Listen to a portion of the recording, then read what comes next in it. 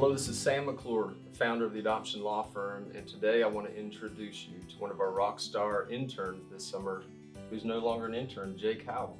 That's right, thank you. Yeah. So Jake is going into his second year at Faulkner's School of Law, and he comes to us with really a highly unusual, highly credible track record and resume. Jake, tell people a little bit about your journey that got you here. Yes, I'm a little bit of an oddball as far as law students go. I'm a Marine Corps veteran. I was in the infantry of the Marine Corps for 4 years. Did a stint in Iraq during Operation Iraqi Freedom. Got out of the Marine Corps, went to college, went to graduate school. I have a master's in Criminology and Criminal Justice. Decided that wasn't enough school, so I wanted to go to law school. Very good, very good. So Jake, you're also married with little blessing on the way? I am. Yeah, my wife and I have our first child on the way, due in September. Congratulations. Thank you. Yeah, Thank you. That's going to change your life a lot. So Jake, I feel, and I know this is the consensus of everybody at our firm, we feel highly blessed for you to have worked with us this summer. Why don't you talk a little bit about what led you to be interested in working with our firm? Yeah. One of the reasons I was really drawn to this kind of work is because I think a lot of people go into law school really treating the law as kind of a black and white area. And one of the hard things about your first year of law is that a lot of the law is gray. And a lot of students become kind of disillusioned with that aspect of the law. One of the things that really drew me is the innocence and pureness of the people for whom we advocate. It really drew me in as a man, as a husband, almost as a father, and certainly as a future attorney as well. One of the leadership and law talks that you gave was on orphan themes throughout classical literature. I've really been looking forward to talking to you about that. I've got some ideas. I want to pick your brain a little bit.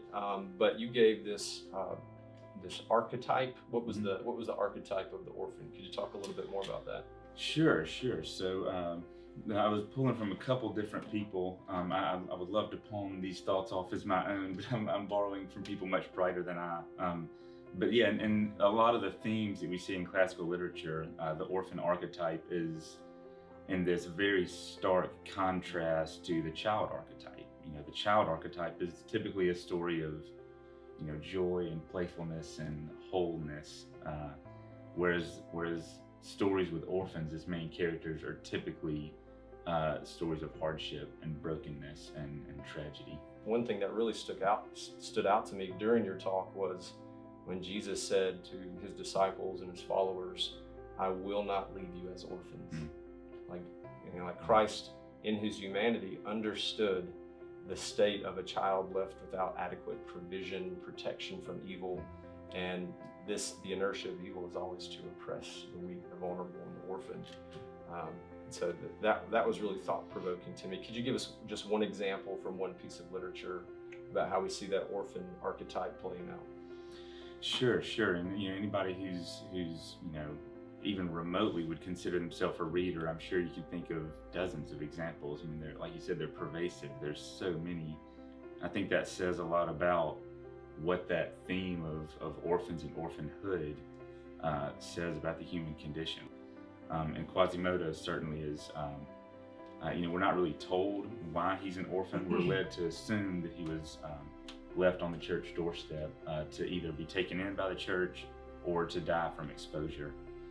And those orphan themes and that archetype really play out through his story, from his struggle to belong and his struggle for where's his place, through his relationship and meeting Esmeralda, and this single act of kindness, providing water for his very bodily and earthly needs. She gave him water, and that completely changed the trajectory of Quasimodo's life for the good.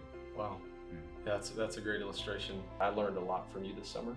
I want to thank you for working with us. I hope we can work together the next 20 years. I'm excited to announce that Jake plans on working with us through the next semester, and we'll see where that goes through. Well, thank you. It's been an incredible experience. I'm a better man because of it, and I'm certain that I'm going to be a better student going into my second year, and Lord willing, a better father as well. Thank you.